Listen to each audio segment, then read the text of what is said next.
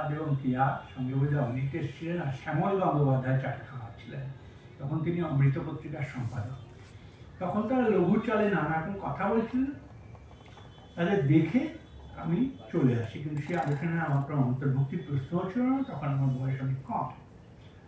এখন কিয়া চক্রবর্তী সম্বন্ধে এখন আজকে সন্ধ্যাবেলায় আমরা কথা বলছি, আমার প্রথমেই একটা জিনিস মনে হয় যে ধরুন আজকে এই 21 শতাব্দীতে এসে তার প্রথম 25 বছরও কেটে গেল।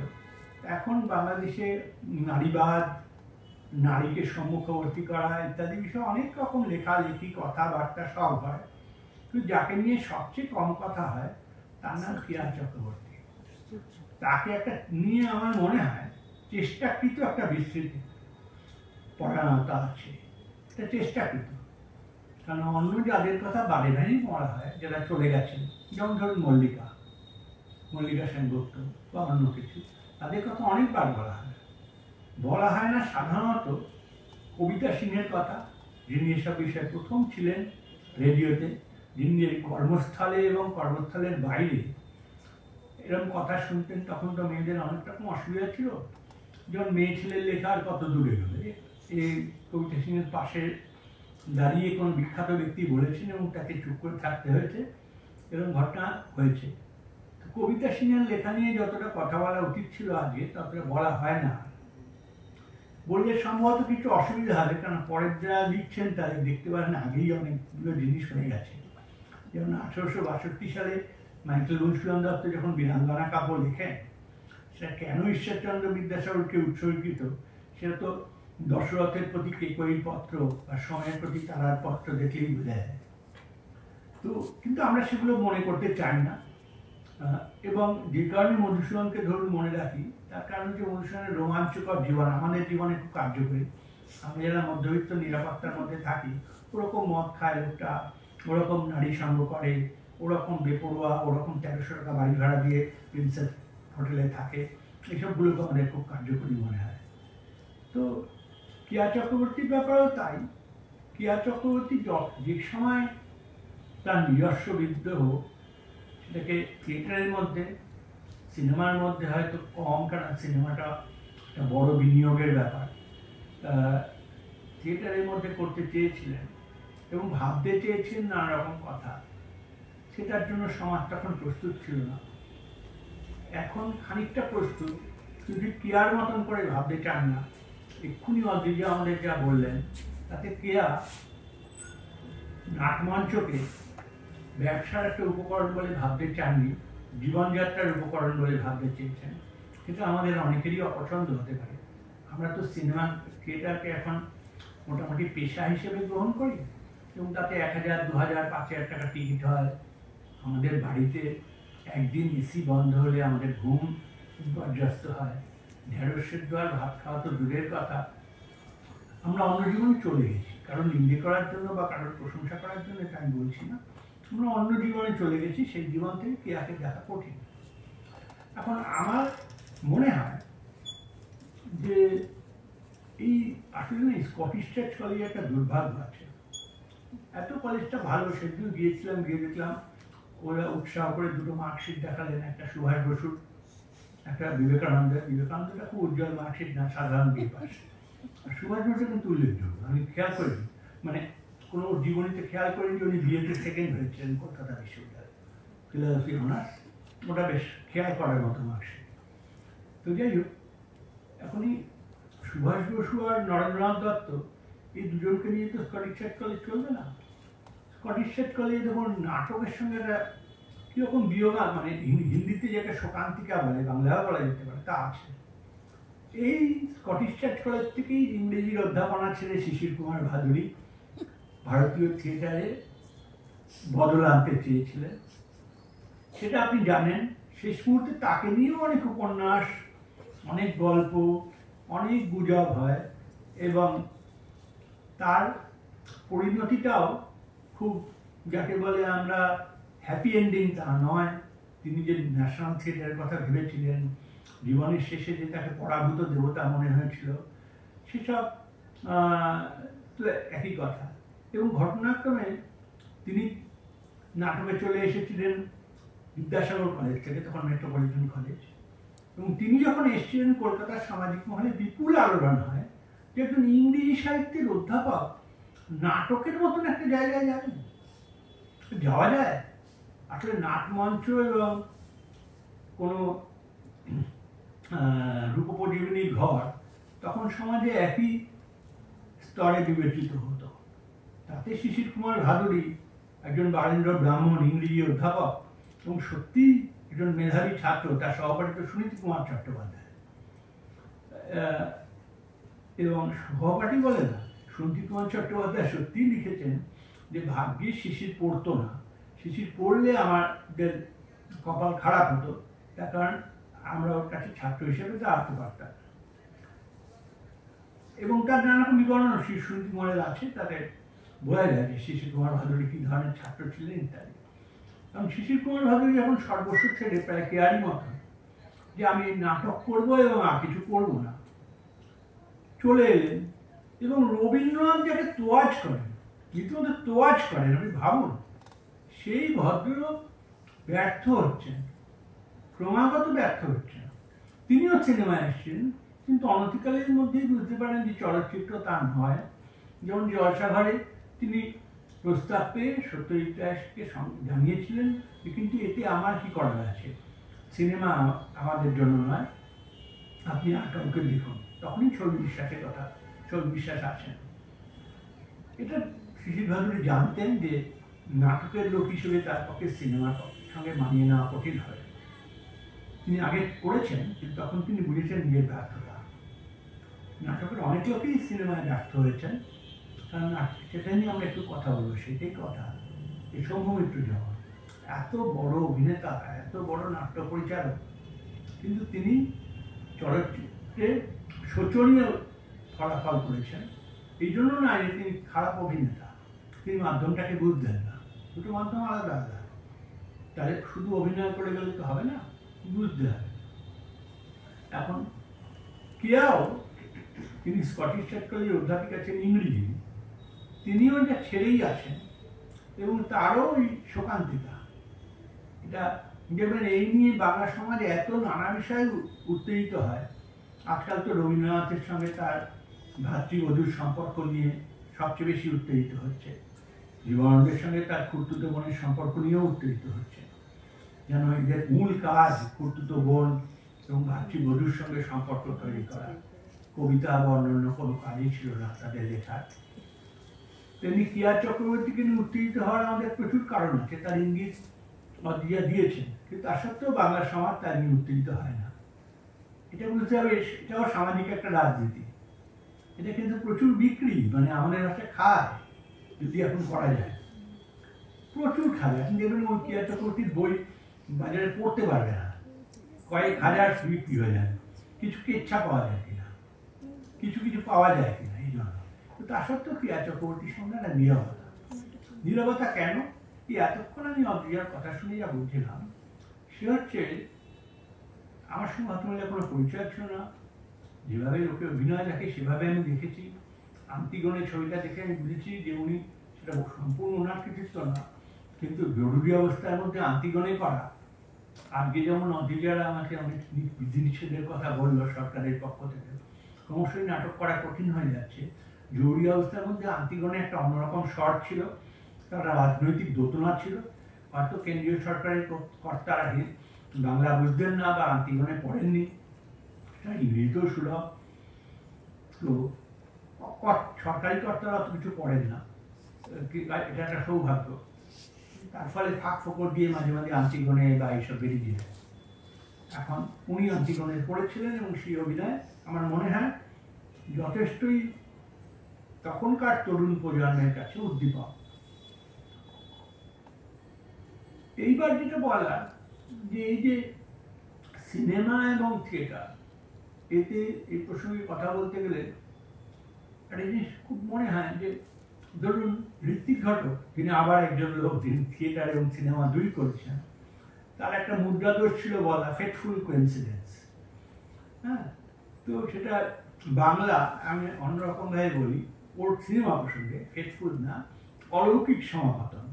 এখন এই অলৌকিক সমাপতন বাংলায় সিনেমা এবং থিয়েটারের প্রসঙ্গে ঘটেছে কিরকম যে প্রথম সিনেমা পৃথিবীতে যখন দেখানো হয় সেটা ছিল 28শে ডিসেম্বর 1895 সাল প্যারিস শহরে। অবশ্যই তার 6 মাসের মধ্যেই অবশ্য ভারতবর্ষে দেখানো হয়, ওই কোনো অজ্ঞাত কারণে। তখনও পর্যন্ত কলকাতায় ভারতের রাজধানী, কিন্তু কলকাতায় সেটা আসেনি, বম্বে শহর থেকে চলে যায়। তো একই ছবিগুলো যেগুলো প্যারিসে দেখানো হয়েছিল সেগুলোই বম্বেতে দেখানো হয়। এবং এই বছরই খুব আশ্চর্যজনকভাবে একজন 34 বছর বয়সী বাঙালি জমিদার তনয়, যাকে আপনারা বেশি চেনেন রবীন্দ্রনাথ ঠাকুর হিসেবে, তিনি একটা গল্প লেখেন, তার নাম মানভঞ্জন। তো মানভঞ্জন গল্পটা আমার মনে হয় প্রিয়া চক্রবর্তী কেন, যে কোনো থিয়েটার, সিনেমা এবং আমাদের দেখার চোখ, সে প্রশ্নে একটা প্রাথমিক অভিজ্ঞান। রবীন্দ্রনাথ জানতেন না যে সে বছর সিনেমা দেখানো হবে প্রথম, এবং যে জানলেও খুশি হতেন না। রবীন্দ্রনাথ জীবনের প্রথম 20 বছর চলচ্চিত্রকে ধর্তব্যের মধ্যেই ধরেননি, পৃথিবীর কোনো বুদ্ধিজীবী ধরেননি, যেমন ম্যাক্সিম গোর্কি রাশিয়ায়, বা ফ্রান্সের পল ভালেরির মতন কবি, মার্সেল প্রুস্টের মতন কবি, কেউই করেনি। এমনকি দেখবেন এই গার্সিয়া মার্কেসের 100 Years of Solitude এখানেও যে আর্জেন্টিনায় সিনেমা দেখানোর কথা আছে, যা কলকাতার একটু পরেই হয়েছিল, এই বম্বের একটু পরেই হয়েছিল, সেই আর্জেন্টিনা তো সিনেমাকে খুব উচ্চ পর্যায়ে আর্ট ধরা হয়নি। আসলে সিনেমা এখনো পর্যন্ত খানিকটা ব্রাত্য, খানিকটা আমাদের যে সাংবিধানিক পরিসর আছে সমাজের, তার বাইরে। যেমন পল ভালেরি প্রকাশ্যেই ঠাট্টা করতেন যে সিনেমা আবার শিল্প হলো ভাবে, সিনেমা তো বাস্তবের ওপর দিকটা বড় জোর আশ্রয় দিতে পারে, মানে বাস্তবকে উপস্থিত করতে পারে। বাস্তবকে উপস্থিত করাটা শিল্পের মূল কাজ নয়। একজনকে যা দেখতে তাকে হিসেবে উপস্থিত করলো, তো শিল্পের কি আছে? তার মধ্যে শিল্প নয়। থিয়েটারও তা করে না, কবিতাও তা করে না, চিত্রকলাও তা করে না, নৃত্যকলাও তা করে না। যাই হোক, তো এই যেটা বলছিলাম যে রবীন্দ্রনাথ কি করেছিলেন মানভঞ্জনের নাম জেনে, যে করেছিলেন সেটা আসলে আজকাল অত মনে থাকে না বলে একটু লিখে এনেছি। আগে মনে ছিল করেছেন, এখন ভুলে গেছি। যে মানে বিনোদ, এই মানভঞ্জনের নায়িকা গিরিবালা, তার স্বামী, তিনি যা গোপীনাথ যাকে দাসখত লিখিয়া দিয়াছে, তাহার নাম লবঙ্গ। সে স্টেজের উপর চমৎকার মূর্ছা যাইতে পারে। সে যখন সানুনাসিক কৃত্রিম কাঁদুনির স্বরে হাঁপাইয়া হাঁপাইয়া, টানিয়া টানিয়া, আধো আধো উচ্চারণে প্রাণনাথ প্রাণেশ্বর করিয়া ডাক ছাইতে থাকে, তখন পাতলা ধুতির ওপর ওয়েস্টকোট পরা ফুল মোজা মণ্ডিত দর্শক মণ্ডলী এক্সেলেন্ট এক্সেলেন্ট করিয়া উচ্ছ্বসিত হইয়া ওঠে। এই হচ্ছে স্টার থিয়েটার ধরুন। এবং 1895 সাল, এইটা খুব জরুরি না, একটা পরিবেশের বিবরণ আমরা পাচ্ছি, কিন্তু জরুরি হচ্ছে, যে জন্য রবীন্দ্রনাথকে সবসময় কোনো একটা কমার্থনীকরণও ফেলে দেওয়া যায় না। জরুরি হচ্ছে চারিদিকে, পরে একটু পরে উনি এই প্রসঙ্গে লিখছেন, যে নাটকের স্টেজটা দেখা চারিদিকে এবং চিরকাল যেরূপ দেখিয়া আসিতেছে, এই একেবারে হঠাৎ তাহা হইতে অনেক স্বতন্ত্র। এই যে মন্তব্যটা, এটা রবীন্দ্রনাথ যে গল্পের মধ্যে না, ন্যাটিভের গল্প না, একটা ট্র্যাজেডি কম। এই যে রবীন্দ্রনাথ মন্তব্য করলেন, চারিদিকে এবং চিরকাল যেরূপ দেখিয়া আসিতেছি, এই দেখা এ একেবারে হঠাৎ তাহা হইতে অনেক স্বতন্ত্র। স্বতন্ত্রটা কি আমরা দেখছিলাম, যেমন আমরা যে ধরুন যাত্রায় তো কোনো সেরকম দেওয়ালি নেই, এবং সেরকম ইলিউশন তৈরির সুযোগই নেই, চারদিক থেকেই লোকে দেখে। এই যে বিলিতি থিয়েটারে আমরা এলাম, এ নিয়ে পরে কথা বলা যেতে পারে। শশী ভাদুরী শেষ জীবনে আক্ষেপ করেছেন, আমাদের যদি বিলিতি থিয়েটার না হয়ে আমরা যদি সরাসরি যাত্রা থেকে বা ওই জাতীয় পারফরমেন্স থেকে যদি আসতাম, তাহলে তো ন্যাশনাল থিয়েটার করার কাজটা সহজ হতো। কিন্তু সেই তো আলোচনায় আজকের যাওয়ার অবকাশ নেই, আমাদের দরকারও নেই। আমরা শুধু দেখছি যে এই যে সিনেমা এবং থিয়েটার এ নিয়ে আমরা প্রতিদিনই জড়িত, মানে অথচ প্রতিদিন তার মধ্যে আমাদের বিরোধ। মানে কেবল আমার সঙ্গে দ্বন্দ্ব হরনিশ বলে যে আমাদের অন্নপূর্ণা বলেছিলেন না, যে কুকথায় পঞ্চমুখ কণ্ঠভরা বিষ, কেবল আমার সঙ্গে দ্বন্দ্ব অহর্নিশ। এই দ্বন্দ্ব অহর্নিশটাই সিনেমা থিয়েটারের ব্যাপার। যদি আমাদের প্রধান দুজন স্রষ্টা, চলচ্চিত্র স্রষ্টার কথা ভাবেন, তাহলে দেখবেন ঋত্বিক ঘটক তো নিজে চলচ্চিত্রকার, এই নাট্যকার ছিলেনই, এবং তার নাট্যকর্ম নানা জায়গায় প্রদর্শিত হয়েছে। এই ঘটনাক্রমে তার শেষ কাজ, মৃত্যুর আগে তার শেষ কাজই হচ্ছে আজকের যুগে খুব গুরুত্বপূর্ণ, সম্ভবত এই হলে সেটা দেখাতেও দেবে না যদি আজকে অনুমতি নিতে চায়। তার নাম সেই বিষ্ণুপ্রিয়া। টিয়া চক্রবর্তী যখন আন্তিগণে করছেন, তখনই নবদ্বীপ শহরে একটি মেয়েকে, তরুণী অবশ্যই, তাকে নির্মমভাবে ধর্ষণ করা হয় এবং পুড়িয়ে দেওয়া হয়। তো ঋত্বিক ঘটক সে মেয়েটির নাম যা ইচ্ছা হতে পারে, তো অভয়া নির্ভয়া অনেক কিছুই হতে পারে, কিন্তু ঋত্বিক ঘটক তার তৎক্ষণাৎ মনে হয় এই মেয়েটি চৈতন্য প্রিয়া, বিষ্ণুপ্রিয়া। কারণ নবদ্বীপের চৈতন্যের স্ত্রী ছাড়া কাকে পড়ানো যেতে পারে বা ধর্ষণ করা যেতে পারে। সুতরাং ঋত্বিক ঘটক সেই বিষ্ণুপ্রিয়া করেন, এবং সেটাই তার শেষ public performance academy of fine আর্টসে হয়েছিল। সেদিন তিনি অগোছালো ছিলেন, কিন্তু অনেকেই ওকে দেখতে গিয়েছিল। তিনি তার বড় মেয়ে অভিনয় করেছিলেন, তিনি ছিলেন এইরকম। তো ঋত্বিক ঘটক তো নাট্য পত্রিকা সম্পাদনা করতেন, এতগুলো নাটক লিখেছেন, দলিল, জ্বালা ইত্যাদি ইত্যাদি। দলিল IPTS সেকেন্ড কনফারেন্সে সর্বভারতীয় ক্ষেত্রে শ্রেষ্ঠ নাটক বলে তৈরিও হয়। কিন্তু ঋত্বিকই একমাত্র নাটক এবং সিনেমাকে একটা পটে ফেলে আলোচনা করতে চেয়েছেন কোমল গান্ধারে। কোমল গান্ধারে এই যে অদ্রিজাদের ছোট গ্রুপহিনী, তাদের ছেলে মেয়েরা পাগল, এই যে বলছে সন্ধ্যা রবিবার ছাড়া সমস্ত সময় 24 ঘন্টা সিনেমার সঙ্গে সহবাস করতে হবে, খেতে হবে, বাথরুম করতে হবে, সবই করতে হবে।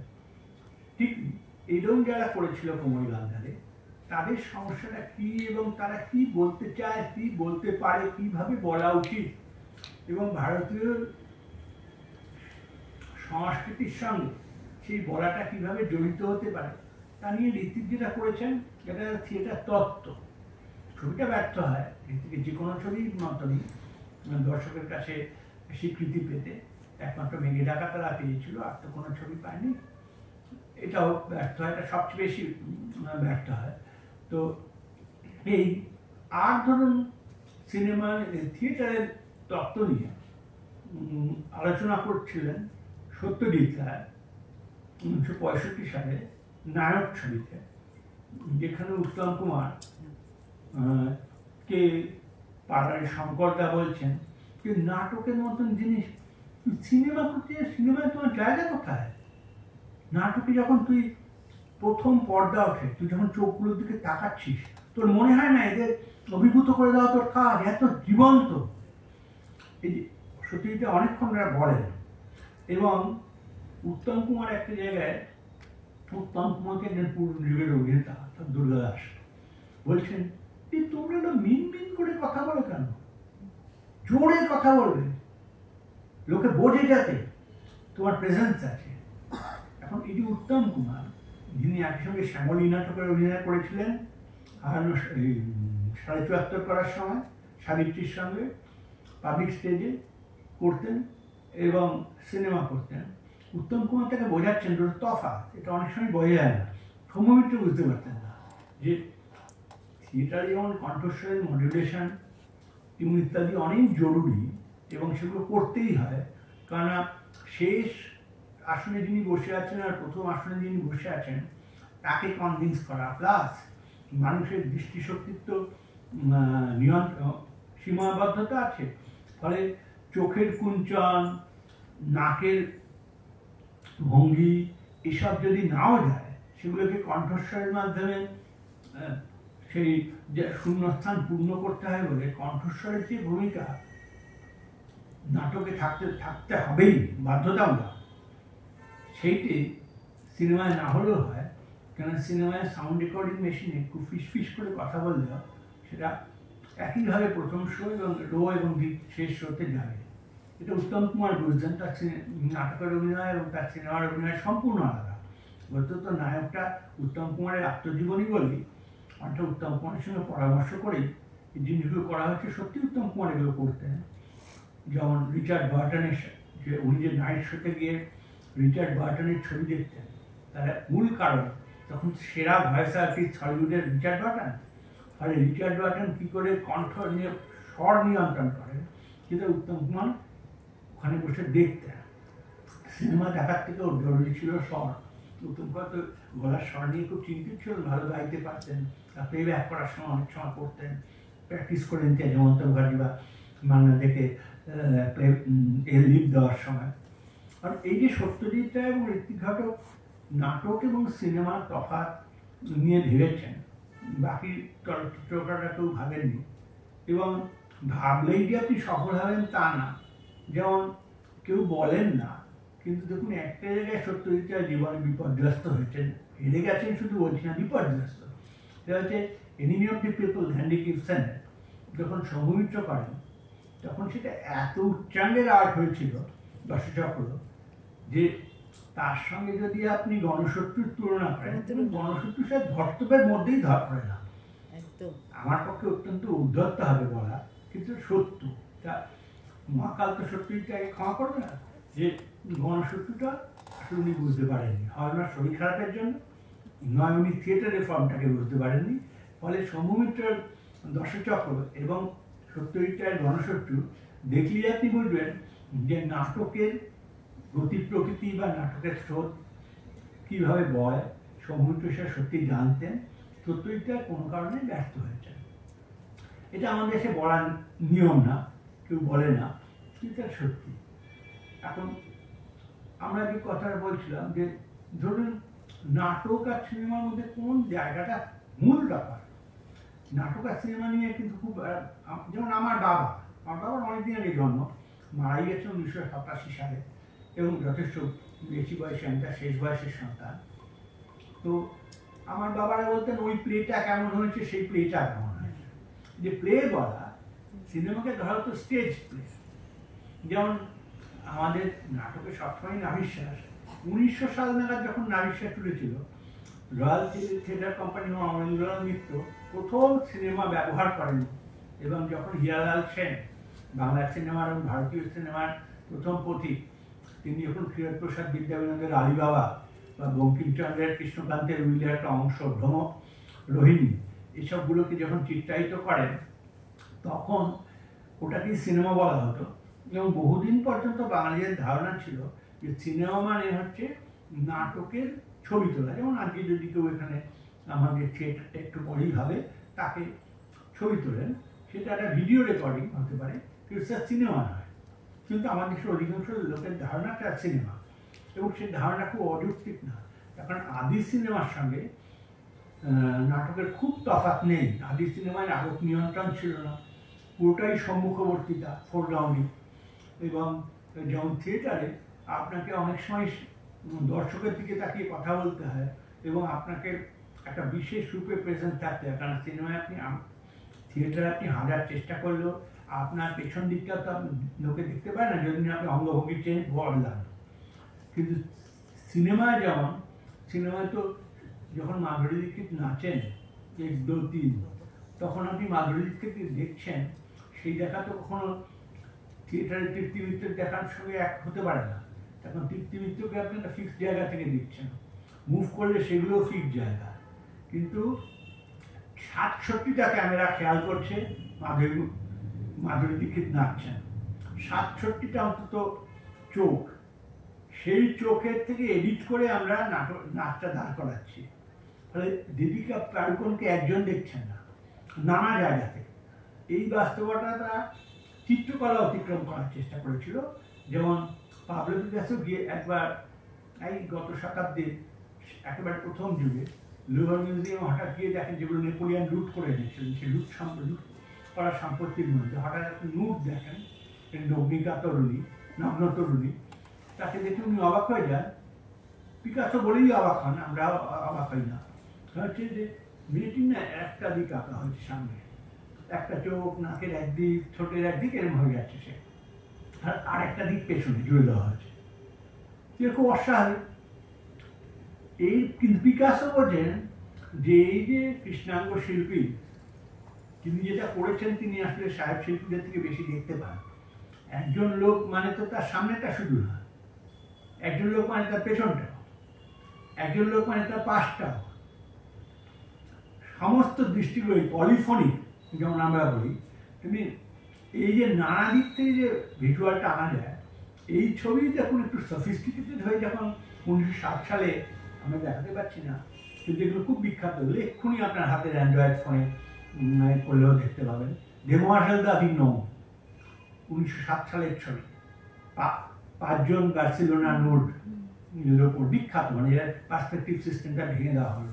তাতে যখন আমরা দেখলাম, আমরা প্রথম খুব অবাক হয়েছিলাম। আসলে কি, আসলে একসঙ্গে পিকাসো একজনকে অনেকগুলো অ্যাঙ্গেল থেকে দেখতে চেয়েছেন। পিকাসো রাত এই করেই বাস্তবতার সমাধি রচনা করলেন। যেমন নাটকও সেটা করতে চেয়েছিলাম। নাটককে আমাদের ন্যাচারালিস্ট রিপ্রেজেন্টেশন বলি, সেই জিনিসটা আসলে আমাদের গত শতাব্দীর শুরুতেই নষ্ট হয়ে যায় সত্য হিসেবে। সঞ্জয় মুখোপাধ্যায় যে সঞ্জয় মুখোপাধ্যায়, এটা বিজ্ঞান স্বীকার করবে না।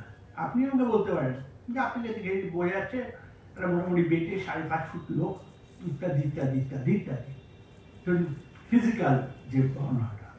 কিন্তু আইনস্টাইন হলে কি বলবেন? আইনস্টাইন বলবেন, yes, everything is acceptable subject to the fact that the person under consideration is in a static position. 2 plus 2 makes a simple 4, but if the quantity is even static, they are in motion, তাহলে নাও হতে পারে। এই যে 1905 সাল, 1916 সাল, একটা special theory of relativity, একটা general theory of relativity.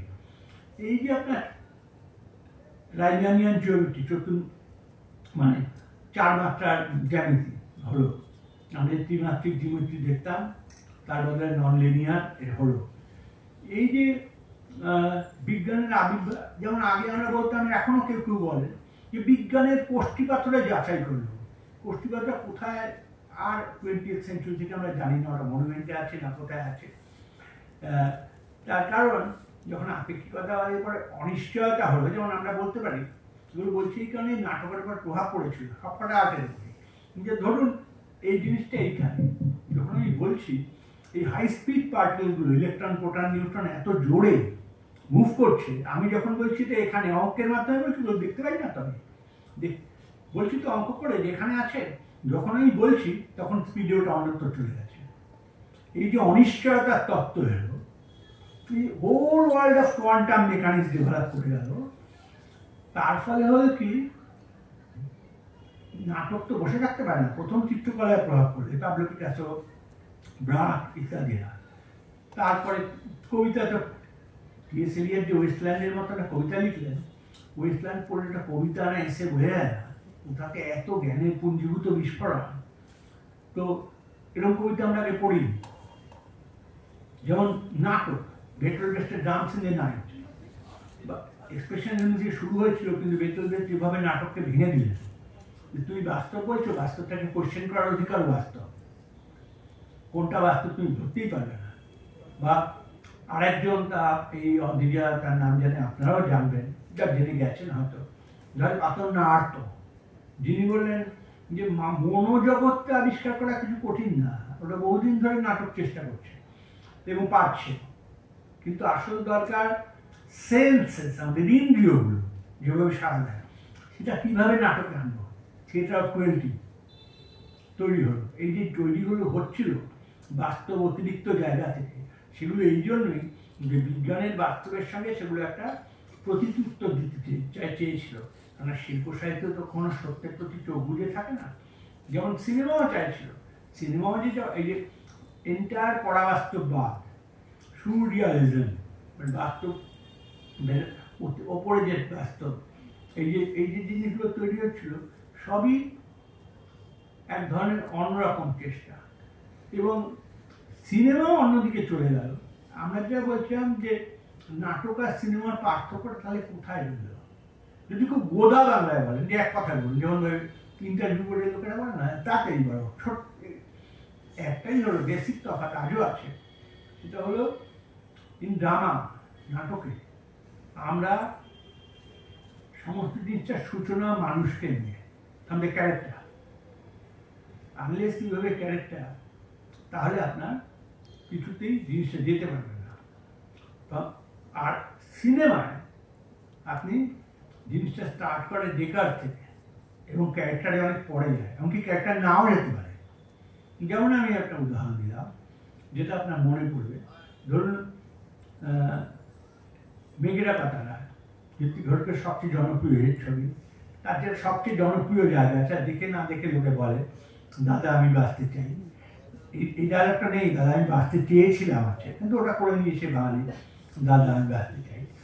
কেন বাঙালির এরকম স্বভাব আছে। এই যদুবাবুর বাজার, যেটা আমি শুনে জামাই করেছিলেন, এবং দেখুন প্রতি বছর রং দিয়ে কর্পোরেশন লিখে দেয় যদুবাবুর বাজার, কিন্তু ওটা যদুবাবুর বাজারে শুরু হয়েছিল, আজ ওটা যদুবাবুর বাজার।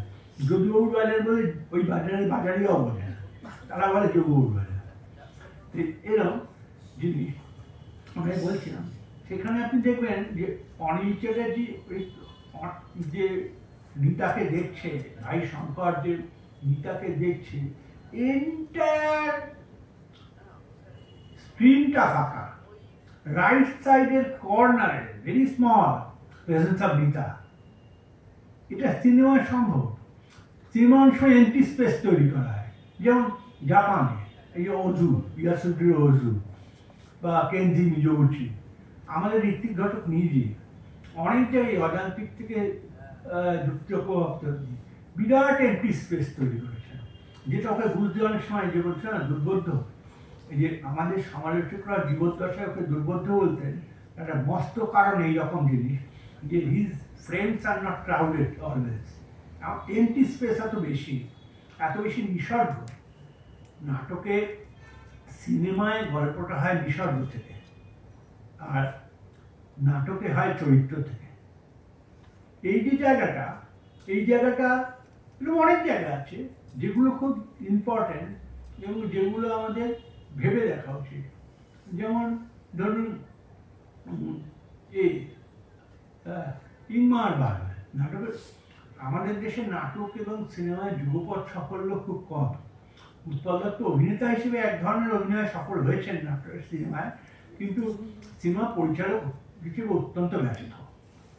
মানে কোনো মানেই হয় না, হ্যাঁ সরকার টাকা দিয়েছে বলে এসব সিনেমা হয়েছে, নাহলে হতো না। ওগুলো হয়ই, এই ঝড় ঠড় এগুলো উনি বেসিক সিনেমায় জানতেন না। এটা দোষ না, উনি একজন বড় থিয়েটার জিনিয়াস, উনি সিনেমাটা শেখেননি, কিন্তু উনি ভেবেছেন যে থিয়েটার যেভাবে হয় সেভাবেই সিনেমা হবে। হওয়ার ফলে দেখবেন সিনেমাগুলো দেখাই যায় না, এবং মানে জোর করে স্ক্রিনিং না করালে ওগুলো কেউ দেখবে না। যেমন সত্যজিৎ গণশক্তি দেখা খুব কঠিন নাটকের দর্শকদের পক্ষে। যারা সমুদ্রকে দেখেছেন বা যারা হয়তো ইবসেনকেই দেখেছেন, তারা ওটা দেখতে চাইবেন না, কারণ ওখানে এটা বললে দেশে খুব বিক্ষোভ হবে যে সত্যজিৎ রায় গণশক্তিতে নাটকের মূল জায়গাগুলোকে ধরতেই পারেননি বা ধরার চেষ্টা করেননি, বা তার শরীর অনুমতি দেয়নি। যাই হোয়াট এভার ইট ইজ, এখন যেটা আছে সেটা বললেই বলা যায় সেটা হোট হয়নি। দুদিকেই একই কারণ, যে আমরা কতগুলো বেসিক ট্রেডস বুঝতে পারিনি। গল্প বলার চেষ্টা করেই তো গল্প বলা যায় না, গল্প বলার রীতিগুলো আলাদা আলাদা হয়। যেমন ধরুন যদি সফল লোককে বলা হয়, যে এমন একজন লোককে বলুন যিনি সিনেমা পরিচালক হিসেবে এবং নাট্য পরিচালক হিসেবে সমান গুরুত্ব পেয়েছেন এবং সমান কৃতিত্বের অধিকারী হয়েছেন, তাহলে আমরা এক বাক্যে প্রায় প্রথমেই বলতে পারি যে ইংমার বার্গম্যান। তিনি বিদেশে, তার দেশের বাইরে বেশি পরিচিত ফিল্ম মেকার হিসেবে, চলচ্চিত্রকার হিসেবে, কিন্তু যদি তার দেশে যান সুইডেনে তাকে মনে করা হয় বিরাট নাট্য প্রতিভা। শুধু সুইডিশটা খুব মাথাও ঘামায় না বার্গম্যান সিনেমা করেছেন কি না করেছেন। একটা মস্ত কারণ যে রয়্যাল সুইডিশ একাডেমির ডিরেক্টর উনি দীর্ঘদিন ছিলেন, এবং উনি ওর জীবন শুরুই হয় অগাস্টিনবার্গের ড্রিম প্লে পড়ে এবং ড্রিম প্লের বেসিক ধারণাটাকে অবলম্বন করে। এবং উনি ছোটবেলা থেকেই বলে আসছেন যে ব্রেস্টের থ্রিপেনি অপেরা যখন যৌবনে, তখন পাশের বাড়ি বালিকার ওষ্ঠের চাইতে ওর কাছে অনেক সাধু মনে হতো। উনি নাট্যকার, কিন্তু এই নাট্যকার এবং নাটকের প্রভাবও ছবিতে অনেক আছে। যে মারি সিটন, যিনি সত্যজিতের জীবনী লিখেছেন, তিনি বলেছেন ভারতে এমন একজন আছেন যার সঙ্গে বাগদানের খুবই মিল স্বভাবে, তিনি ঋত্বিক ঘটক। দুজনেই নাট্যকার এবং দুজনের ছবিতেই নাটক মাঝে মাঝেই লুকিয়ে হাতছানি দেয়। এই যে লুকিয়ে হাতছানি দেওয়া, এটা হচ্ছে আপনি দেখবেন যে নাটক আর সিনেমার আরেকটা বড় তফাৎ আছে। সেটা হচ্ছে নাটক কিন্তু এই যে আপনারা বসে আছেন এখন, যে অদ্রিজারা নাটক করবে, তাতে কি হবে? আমরা এই ঘরভর্তি মানুষ, তারা স্পেক্টেটর, আমরা দর্শক। ওরা করবে, আমরা দর্শক হিসেবে দেখবো। এবং দর্শক হিসেবে যখন আমরা দেখবো, এটা একটা কমিউনাল ফিলিং, কমিউনিটি ফিলিং। আমরা সবাই বসে আছি, অন্ধকার, আমাদের দেখা যাবে না, কিন্তু আমরা দেখছি। বিভিন্ন জায়গা আছে, ওই ডান দিকের কর্নার আছে, বাদিকের কর্নার আছে, মাঝখানে আছে, নানা জায়গা থেকে আমরা দর্শক। আর সিনেমা আমাদের কাছে এমন ইলিউশন তৈরি করে যে আমরা ভয়া, দুটোর মধ্যে তফাৎ আছে। দর্শক কিন্তু অনুমোদিত দেখা, পর্দা উঠে গেল, আমাদের অদ্রিজা দিয়ে অনুমতি দিচ্ছেন বা দিচ্ছেন যে তোমরা নাটকটা দেখো দেখো বা দেখুন, আমরা করছি। আর সিনেমা মোটেই বলে না যে আপনি দেখো বা দেখুন। সিনেমা এমন স্টান্স একটা নেয় যে আপনি ভয়া লুকিয়ে দেখছেন, উকি মারছেন। সিনেমা আপনার একা, যে কারণে আপনি দেখবেন নায়িকাকে, যদি আমি নিজে পুরুষ বলে বলছি, হেটারোসেক্সুয়াল মেল বলে বলছি, যে নায়িকাকে আপনি যখন দেখেন, বিশেষভাবে নিজের দেখা বলে দেখা হয়। যেমন এটা সাইকোলজিতে বলে যে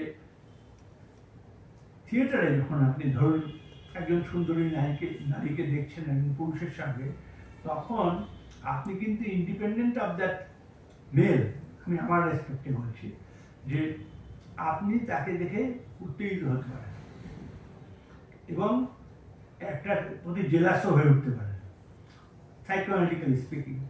কিন্তু যদি সিনেমা দেখেন, সিনেমাতে আপনি আপনার দেখাটা হয় মেল অ্যাক্টারের সঙ্গে আপনি কতটা আইডেন্টিফাইড হতে পারেন, এবং মেল অ্যাক্টার যেভাবে ফিমেল অ্যাক্টারকে দেখছেন, সেই দেখাটা আপনি শেয়ার করেন। দুটো দেখা আলাদা। এই দুটো দেখা আলাদা বলে আমরা যদি সিনেমার দেখাটা গিয়ে এতে মানে নাটকের দেখার আমি, তাহলে সেটা ব্যর্থ হয়ে যাবে। যেমন পথের পাঁচালী সিনেমাটা, এই যদি কেউ নাটক করতে চায়, হবেই না। হবে না কেন? তার প্রতিভাও হবে না। দুটো বিভিন্ন ধাতু। একটা ছবি দেখুন, ভারতবর্ষের ক্ষেত্রে আমি মহৎ বা অমহতের কথা বলছি না, শব্দ আবিষ্কৃত হওয়ার পরে, মানে শব্দ সংযোজন হওয়ার পরে সিনেমায় কবে হয়েছিল? 1931 সালে। পরপর দুটো সেই ফটো ফিনিশে শব্দ আবিষ্কৃত হয়, মানে শব্দপথ তৈরি হয়। ফটো ফিনিশে বম্বে ফার্স্ট, আনারকলি, আর আমাদের এখানে দেনা পাওনা, ফার্স্ট সেকেন্ড খুব অল্প মার্কসের ব্যবধানে। তো যখন হলো, তারপর থেকে ভারতীয়রা যেহেতু কথা বলতে বলতে শোনে, যেমন নাটক, এই যে আমাদের ধরুন হাবিব তানভীর বা বাদল সরকার যেটা কিছুটা করতেন, এরা সবাই যা, যে আমাদের কথাবার্তা তো আলাদা। আপনি উত্তরপ্রদেশের বিহারকে এখনো দেখবেন, যারা গ্রামের বট গাছ চলায়, একজন গাঁও বুড়ো মার্কা লোক, সেটা খাটিয়ার মধ্যে চৌপাড়ের মধ্যে বসে অনেক কথা বলছে এবং বলার মধ্যে গান করছে, হাত দিয়ে ছবি মানে অভিনয় করছে, তার মধ্যে সে রাম কথা বলছে এবং লোকেরা শুনছে। আমাদের সিনেমা তো ভীষণভাবে, আমাদের সিনেমা ভিজুয়াল বললে হবে না, আমাদের সিনেমা ভীষণভাবে সাউন্ড ট্র্যাক অবলম্বে এবং গান, ভারতীয় জীবনে ওই রামায়ণ পাঠের মতো মাঝে মাঝে গান করে বলে। আপনি 30 দশকের সিনেমা, 40 দশকের সিনেমা পুরোটাই চাই। এমনকি এই বছর যে সিনেমাটা নিয়ে ভীষণভাবে উদযাপন করবে আমাদের কেন্দ্রীয় সরকার, আর কয়েকদিনের মধ্যে আপনাকে দেখতে বাধ্য করবে, সেটা হচ্ছে শোলে। শোলে আজ থেকে 50 বছর আগে হয়েছিল। যদি শোলে সিনেমাটা আপনি একদিন দেখেন, তাহলে দেখবেন যে শোলে যতটা দেখার ততটাই শোনার, এমনকি আমার ধারণা শোনার বেশি।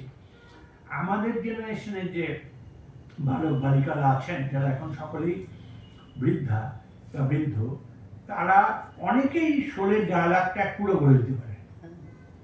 ये हाथ मुझे दे दो ठाकुर বা বহুত রানা হয়। শোলের ডায়ালগটা প্রচুর লোকের মুখস্থ। যেমন আমার ঠাকুর দাদাদের আমলে পুকারে পৃথ্বীরাজ কাপুর যে কথাগুলো বলেছিলেন, সেগুলো প্রচুর লোকের মুখস্থ। তারা সব শুনতে যেতেন, কি কি ডায়ালগ দিচ্ছে, ডায়ালগ শুনতেন। যেমন নাটকও ডায়ালগ রিপিট করতে হতো। শোনাটা এত ইম্পর্টেন্ট ছিল যে আজকে অদ্রিজা একটা কথা বলে পার পেয়ে যেতে পারে। 40 বা 45 দশকে যখন অভিনয় হতো বা গিরিশ ঘোষ নিজে যখন করতেন, এই শোনা এত গুরুত্বপূর্ণ ছিল যে গিরিশ ঘোষের তো বক্তব্যই আছে যে ওনার শরীরটাও ভারী ছিল বলে মুভমেন্টটা কম হতো, ফলে উনি ভিজুয়ালের সঙ্গে উনি সুরেলা গলায় কথা বলতেন। দানিবাবু তাই, দানিবাবু সেটা এক্সট্রিম জায়গা, আমরা এটা অভিনয় কারোই দেখিনি। কিন্তু এই যে গিরিশ ঘোষ সম্বন্ধে বলা হয় না, মদেমাত্ম পদতলে নিবেদত্ত রঙ্গস্থলে সহসা হইল অঙ্গ নবনাট্যগুরু। তার এই নবনাট্যগুরু কে? নবনাট্যগুরু হচ্ছেন গিরিশ ঘোষ, যিনি এক ধরনের সুরেলা গলায় কথা বলতেন। গদ্য সে অর্থে সজোরে আনলেন এবং যে ডিসোন্যান্স তৈরি করলেন শিশির কুমার ভাদুরী। শিশির কুমার ভাদুরী বরং ভিজুয়ালসকে নাটকে, আলমগীর নাটকে বিশেষত করার জন্য, তাই খুব মিনিমালিস্টিক নাটক বলা হয়। আমি তো শিশির ভাদুরীর এতে দেখিনি। শিশির ভাদুরী একটা কয়েকটা গাছের পাতা, ডাল একটা, আর একটা ভাঙা চাকা দিয়ে কর্ণার্জুন করতেন, মানে বোঝা যায় যে কিছুক্ষণ আগে একটা বড় ডুয়েল হয়ে গেছে। এরকম ফাঁকা স্টেজ নাকি কেউ করেননি। আসলে অনেক সময় স্মৃতি হয়, যেমন একবার আমি ব্যক্তিগত কারণে, মানে তিনিও আমাদের একজন কমন মানুষের মেয়ের বিয়ে হচ্ছিল বলে সৌমিত্রদা আমাকে দাদা বলে, তুমি আহতদূর যাবে, আমি রাজবাড়ি মোড় দিয়ে যাচ্ছি, তুমি রাজবাড়িতে দাঁড়িয়ে থাকো, মহাবোধি সোসাইটির সামনে আমি তুলব। তো আমি এক সৌমিত্রে যাচ্ছি সেখানে। তো সৌমিত্রদা যখন এই মোড়টায় সেই স্মৃতির মোড় নয়, চিড়িয়া মোড়ে গাড়ি থেমেছে, তখন বলছে এইদিকেই না আমার গরুর বাড়ি ছিল, মানে শিশির ভাদুরী। তো বলে হঠাৎ তুমি কিনলিয়া রাজালিয়া দেখেছো? হ্যাঁ। বলে রাজালিয়ারে তুমি দেখবে, তোমরা তো দেখলে না, কি জিনিস।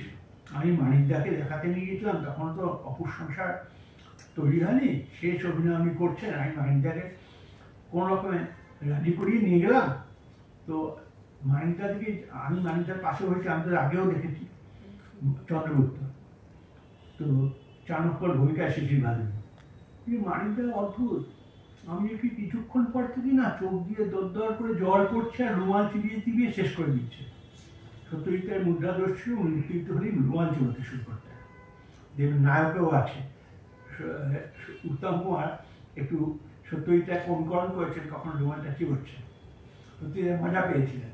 সত্যজিৎ বলছেন, আপনি দেখছি আমার মতন রুমাল চিবাচ্ছেন। হ্যাঁ দেখলাম, আপনার মুদ্রা দোষটা একটু অ্যাডাপ্ট করে দিলাম, চলে আসে।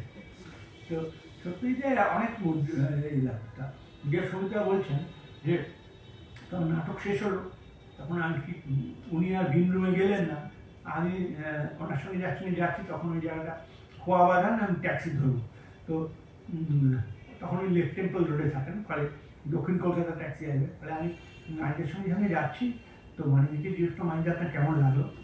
বলে মানিক সেই ক্লাসিক ডায়লগটা দিন যে কি মানুষ, মানে এটা হচ্ছে সত্যজিতের সুপারলেটিভ, এরপরে আর কিছু থাকে না, কি মানুষ এই অভিনয় শিশির ভাদুরী।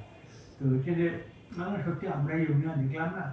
না দেখেছো তুমি রাজালিয়া দেখেছো? না। হ্যাঁ বলছে রাজালিয়া তুমি আমার অভিনয়টা দেখেছো? না আপনার অভিনয় তো দেখ, আর কি দেখবো রাজালিয়া। বলছে যে না না, আমার অভিনয় তো দেখেছো, তুমি আমার অভিনয়টা খেয়াল করেছো? হ্যাঁ সেও খেয়াল করেছি। বলছে ওখানে কিন্তু আমি আমার অভিনয় দিইনি একদম, মানে আমার একটা অভিনয় করারই আছে, আমি চেয়েছিলাম যে রাজালিয়ার আমার শেষ কাজ, এরপরে আমি পারবো না। রাজালিয়ার করার জন্য 6 মাস ব্যায়াম করতে হয়েছে। আর নাটকে তো তুমি হঠাৎ, সিনেমায় যেমন হঠাৎ অসুস্থ হলে বলা যায় যে শটটা বন্ধ রাখুন, পরে হয়, ক্ষতি হয়ে যায়, কিন্তু সম্ভব। কিন্তু থিয়েটারে হঠাৎ আমি বললাম যে আমি বসে পড়েছি, একেবারে ধ্বংস হয়ে যাবে সেটা। ফলে আমাকে 6 মাস প্র্যাকটিস করতে হলো, করে কোনো রকমের দাঁড়ানো বসাটা ঠিক করে আমি নামলাম। আমি যে ডায়ালগ দিয়েছি, আমি যে আমার যে মুখ ফেসিয়াল এক্সপ্রেশনগুলো দেখেছ, যতটা আমি পারি শিশিরবাবুকে অনুকরণ করেছি। শিশিরবাবু ওই অভিনয় করতেন, কারণ আমি যে পুরোটা পারি তারপর আমি শিশিরবাবু না, উনি অনেক বড় অভিনেতা, ওকে অনুকরণ করা প্রায় অসম্ভব। কিন্তু আমি ভক্ত হিসেবে যতটা কাছে যেতে পেরেছি ততটা করেছি, যাতে এই ওনার অভিনয় তো তোমরা দেখো নি, ওই অভিনয় দেখে পাগল হয়ে যেতে যে কি ধরনের অভিনয় হতে পারে, ওকে অনুকরণ করা যায় না, এবং এমন ধরনের। যাই হোক, শুনলাম এখন এই যে সব জায়গা, এই জায়গাগুলো যেমন বার্গম্যানের কথা বলছিলাম, বার্গম্যান যে জায়গাগুলো করেন, যেমন পার্সোনা নামের একটা ছবি আছে, সেখানে এলিজাবেথ ভগলার নায়িকা, সিনেমার নায়িকা, তিনি অভিনয় করতে করতে একটা মুখ হয়ে যান as a mark of protest. আমি ইনসাইড সাইকোলজিক্যাল ব্যাপার, তিনি শি রিফিউজেস টু টক, আর কথা বলতে পারে না। এবং তারপরে ওর যে দ্বীপান্তরে চলে যাওয়া, একটা ক্লিনিকে আস্তে আস্তে সাধারণ জীবনে ফিরে আসার চেষ্টা করা, এই যে জায়গাগুলো, এই জায়গায় উনি সিনেমা এবং থিয়েটারের অনেক তুলনা এবং প্রতিতুলনাগুলোকে চিহ্নিত করতে চেয়েছেন। কিন্তু ওর বক্তব্য যে আসলে উনি যে প্রেরণা পেয়েছিলেন সেটা স্ট্রিনবার্গের দেওয়া। দেখবেন ওর যে আত্মজীবনী, ফ্যানি এবং আলেকজান্ডারের ছোটবেলার আত্মজীবনী, যেখানে ভাই বোনের দুষ্টুমি, বাবা প্রচন্ড মারছে, এইসব নিয়ে প্রথম বার্গম্যান বাড়ি থেকে পালালেন। প্রথম বুঝলেন যে বাড়িতে থাকলে আর্ট হবে না। এই যে হচ্ছে সারা পর্দায় ভেসে উঠল এই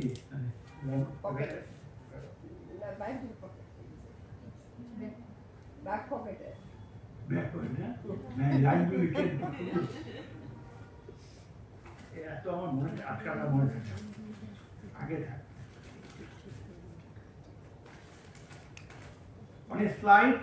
বস্তুত আমরা এই জায়গাটাই চাইছি, কিভাবে যেতে পারবো তা জানি না, যে on a slight groundwork of reality, imagination spins and weaves new patterns made up of memories, experiences, unfettered fantasies, absurdities, and improvisations.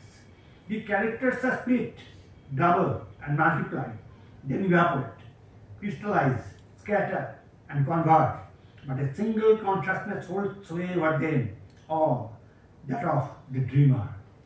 অর্থাৎ বার্গম্যান বলছেন, এই যে অগাস্ট স্ট্রিনবার্গের the Dream Play preface, August Strindberg বিরাট উত্তর ইউরোপের সবচেয়ে বড় নাট্য পরিচালক। উনি জীবনে ওখানে সিনেমা করেন, কিন্তু ড্রিম প্লে বার্গম্যানের সোর্স থেকে গেছে, যে একটা ক্যারেক্টারের মধ্যে দিয়ে 5টা ক্যারেক্টার বলে এবং একটা ইভাপোরেট করে আরেকটা তৈরি হয়ে যায়। এই জিনিসগুলো কী করে হয়েছে আমি জানি না। এগুলো আমি কোনোদিন বার্গম্যানের নাটক দেখার সুযোগ পাইনি, তার সিনেমা দেখার সুযোগ পেয়েছি, বা তার সিনেমাই দেশে এসেছে, আর এখন তো তিনি নেইও। কিন্তু আসলে যেটা সমস্যা সেটা হচ্ছে নাটক এবং সিনেমা, এই দুটো জিনিসের ভেতরকার জিনিসটাকে দেখা, এটাকে মিলিয়ে দেওয়া না। যেমন একটা সস্তা পন্থা হচ্ছে, যেটা 1900 সালেও অমরেলাল মিত্র করেছিলেন হীরালাল সেনকে দিয়ে, যে তখনও বাংলা নাটকের নাভিশ্বাস, তাহলে নাটকের মধ্যে সিনেমা ঢুকিয়ে একটু নাটককে জনপ্রিয় করার চেষ্টা। এখনো কোনো নাটকের মানুষ কোনো সিনেমাটিক প্রজেকশন দিয়ে নাটককে একটা জায়গায় নিয়ে যেতে চান, কিন্তু সেটা নাটকের পপুলার অ্যাপিলের জন্য কিছু কিছু কাজ হতে পারে, আসলে ওই জিনিসটা করা হবেও না, ওই জিনিসটা করা উচিতও না। করতে গেলে অন্য কাজ হয়, যেমন তার বিবরণ আমি দিই। যেমন নাটকের সিনেমা রূপ পৃথিবীর সাধারণত সফল হয় না। দুটো ছবি পৃথিবীর সবাই বলে খুব অসাধারণ। আমি হ্যামলেটের, ইংল্যান্ডে বসে হ্যামলেট দেখিনি, কিন্তু হ্যামলেট কি হতে পারে অনুমান করতে পারে, কিন্তু এখানে বসে ইনস্ট্যান্টলি সেই সত্যজিৎ রায় ছিলেন হ্যামলেট, গ্রেভি অরিজিনাল স্যারের দেখেছিলাম, যাতে স্মগ্নহস্তি অভিনয় করেছেন। ওরা বিজ্ঞাপনে সত্যজিৎ রায়ের দুটো অনুচ্ছেদ ব্যবহার করতো। সত্যজিৎ রায়ের মধ্যে স্মগ্নহস্তি জাস্ট আনথিঙ্কেবল। আপনি দেখবেন নাটক আর সিনেমা যে আলাদা আলাদা। সিনেমায় to be or not to be, that is the question, যে শল্যকি, এটা সাধারণ সিনেমা মেকার হলে সে স্মগ্নহস্তি দিয়ে বলাতো, কিন্তু অরিজিনাল কিন্তু পুরো জিনিসটা স্মগ্নহস্তি এদিক থেকে ওদিকে গেছেন এবং এসেছেন, তার ফেসিয়াল এক্সপ্রেশন, তার বডি জেস্টার সমস্ত বুঝিয়েছে। ওই লম্বা লম্বা সলিলকিগুলো সেগুলো সাবটাইটেলে আমরা করেছি, কিন্তু উনি একটাও বলেননি, স্বগতোক্তিই থেকে গেছে, কিন্তু চলাফেরা। এর নাটকের কত বড় অভিনেতা হলে সম্ভব? এই যে সৌম্যকে দেখে আমি খুব ছোটবেলায় দেখেছি, ওটা তো ফুল ফর্মে দেখলে তো কি হতো বলা যায় না, কিন্তু উনি যখন করতেন শুনি এবং আমরা ছোটবেলায় দেখেছি, সে নিয়ে বলা উচিত না। কিন্তু ধরুন রাজা অধিপতি আমরা অধিকার সেট দেখেছি পাশরি, কিন্তু কেন জানি না মনে হয় না যে পাশর নিয়ে এই সাকসেস পেয়েছেন। কেননা একটি জায়গা আছে শেষের দিকে, যখন অধিকার শূন্যতার শেষ প্রান্তে সমস্ত স্টেজ অন্ধকার হয়ে গেছে, একটা আলো কোনো জায়গা থেকে খুব তীক্ষ্ণভাবে একটা চোখে ওর বিঁধছে, যে চোখ অন্ধ হয়ে যাবে। সেই সময় সম্ভবত তাকানোটা না, একমাত্র ঈশ্বর আর সম্মিলিতভাবে তাকাতে পারে, ওটা সিনেমা সম্ভব না। আপনি যদি ফটোগ্রাফ তোলেন তাহলেও হবে না। যার জন্য অভিশাপের শেষ মুহূর্তে ইদিপাসের যে মূলত নাটক এবং তার যে সর্বসত্ব নাট্যকর্মীদের হাতে, সে বাঙালি হোক, গ্রিক হোক, ইংরেজ হোক, আমেরিকান হোক, যে ইচ্ছা হোক, তার হাতে সেটা রাজা অধিপতি থেকে বোঝা যায়। এবং নাটকের শেষ বড় বড় কাজগুলো, যেমন রক্তকরবী, রক্তকরবী আমার মনে হয় না যদি ওটা কেউ সিনেমা করতে চায় ওই ফর্মে সে করতে পারবে কিছু, ওটা অন্য ফর্মে নিয়ে যেতে হবে। যেমন কিং লিয়ার নিয়ে অনেকে অনেক ছবি করেছেন, লরেন্স অলিভিয়ার তো জাস্ট ন্যাচারালিস্টিক ডেপিকশন দিয়েছেন, কিন্তু কুরুসাওয়ার র্যান এবং গোদারের লিয়ারটা জটিল, মানে মডার্ন ইউরোপিয়ান পার্সপেক্টিভে সেটা জানি। তো র্যান যদি দেখি আমরা, তখন আমরা বুঝি যে ওটা কুরুসাওয়ার অন্যরকম করে করেছেন বলেই শেক্সপিয়ারের যা ইমাজিনেশনটা রাখা গেছে। যদি শেক্সপিয়ারকে অনুসরণ করতেন তাহলে cinema is not a proper medium to translate Shakespeare into action. এইটাই আমার বলার কথা। মানে আরও উদাহরণ দেওয়া যায়, কিন্তু এইগুলোই মোটামুটি আমি আজকে অজিজার উদাহরণে সকালবেলা ভাবছিলাম, এইগুলোই মোটামুটি আমি লিখছিলাম। এই যে বলছেন গিরিশ ঘোষের খুব মূল্যবান কথা, যে দৃশ্যকাব্যে কেবল দৃশ্যেরই প্রাচুর্য, কাব্যের ততোধিক অভাব। উনি মনে করতেন লোকের কথাবার্তার তো সুর আছে, সেই সুরগুলো বলতে হবে, এবং ডায়লগগুলো বলার সময় বা অ্যাকশন নেওয়ার সময় সেই সুরটা যদি না আনা যায় তাহলে কিছুতেই আমাদের ডায়লগ সফল হবে না।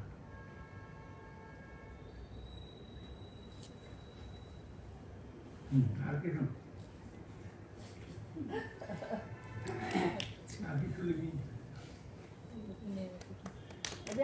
আর কিছু না বললে আমরা তো আর আমাদের সহ জানাতে পারছি না। আর ওই যেটা এই যে থিয়েটারের, যেখানে থিয়েটারের লোকেরা অদিজা খুব খুশি হবে যে আজেবাজা যেখানে থিয়েটার সিনেমা আলোচনা করে বলছেন, ও দেশে অনেক ফরাসি দেশে অনেক বড় বড় নাট্যকারও আছেন, ফিল্ম মেকারও আছেন, যে আসলে এটা দুটো অনুভূতি, যে ফিল্ম কামস সামওয়ান, ঠান্ডা করে দেয়, এক ধরনের ইন্টারনাল রেজলিউশন তৈরি করে দেয়, আর থিয়েটার এক্সাইটস। সবচেয়ে ভালো কথা, এই আজকে আমরা কিছু আলোচনা করছিলাম, সেগুলো কী আলোচনা করছিলাম বলবো না, মানে বলা উচিত না। তো ফ্রান্সোয়া ট্রুফো বিরাট এক ফিল্ম মেকার, তার শেষ ছবি লাস্ট মেট্রো, তার ফ্যাসিবাদী আমলে একদল অল্প বয়সী ছেলে মেয়ে তারা নাটক করার চেষ্টা করছে। নাটকটা সরকার খেয়াল রাখছে, ভিসি গভর্নমেন্ট, যে কী করছে। কিন্তু ওই যে নাটকটা করতে করতে তারা অ্যান্টি ফ্যাসিজম পিচ করছে, ভারী ইন্টারেস্টিং। এই নাটকটা, এই সিনেমাটা দেখা উচিত বলছি। আজকে আমরা এই পরিবেশটা নিয়ে আলোচনা করছি, যে নাটকের দিকে সমস্ত গভর্নমেন্ট পৃথিবী সব নাটক তীব্র চোখ রাখে যে কী করছে। নাটক যদি খুব সহজেই উত্তেজিত করতে পারে, সিনেমা এটা পারে না। তো তার বিস্তৃত ব্যাপার আছে। ওই যে আন্দেবাজ এখন যদি আমরা ক্লাসরুমে ক্লাস করতাম তাহলে এক ধরনের ব্যাখ্যা পাওয়া যেতে পারত। তো এই জিনিসটা কি করে করেছেন আমার মনে হয় এই যে অদ্রিজা দাশগুপ্ত কম লোক নিয়ে যত চেষ্টা করছেন এগুলো সুফল ফলবে। একদিন বট গাছ ময়ূর হতে পরিণত হবে, তুমি জল যত কম দেওয়া নাই কেন। অসত্য গাছের বৃদ্ধি আটকাতে পারবে না, পুরো নোনা দেওয়াল ফাটিয়ে দিয়ে হবে। সেটাই ভরসা, সেটাই আশা।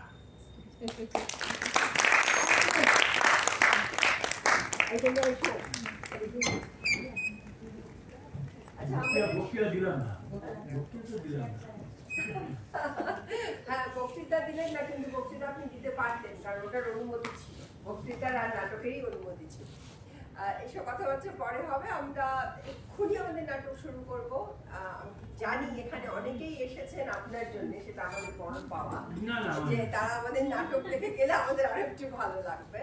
আমরা নাটক এক্ষুনি শুরু করবো। তার আগে আমাদের সঞ্জয়দাকে একটু কিছু দেওয়ার আছে, মানে খুবই সামান্য। এটাই অসামান্য। আপনি এটা লিখবেন। সবে আমি দেবো তো,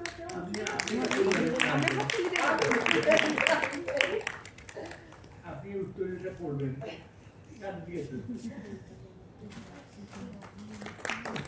আর এটা হচ্ছে অনন্ত খেয়ালির কিছু কয়েকটা কথা। ব্যাগ একটু ব্যাগ আনিস। আচ্ছা, এই ব্যাগটার মধ্যে আমরা সব এটাও সবই করে ওরা দিয়ে